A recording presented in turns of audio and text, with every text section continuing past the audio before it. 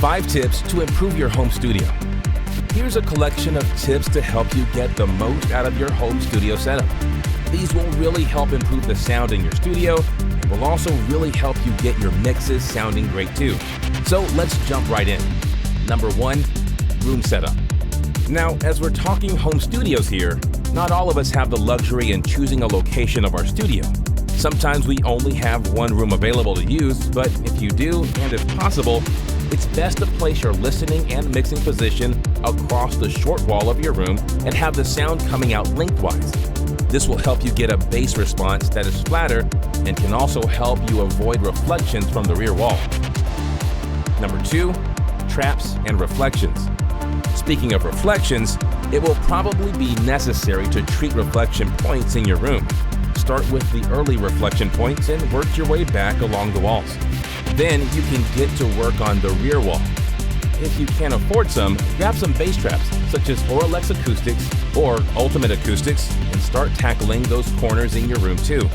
These really help tighten up the bass sound in your room. Number 3, monitor height. Your monitors or speakers really need to be at the same height as your ears.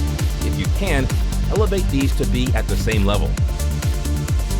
Number 4, monitor placement. The placement of your monitors is really important, ideally in an equilateral triangle with your head and the monitors at each point. As you turn to look at each monitor, you should be able to see the tweeter directly. Remember to have an equal distance between each point. Number 5, monitor isolation.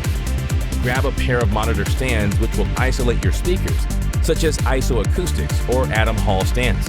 These will really add a difference to the sound, and you'll notice tighter bass and enhanced imagery and an overall improvement in sound. So there we have 5 simple tips for you to use which will absolutely help improve the sound of your home studio. If you can employ one of them today, great. If you can employ more or all, even better.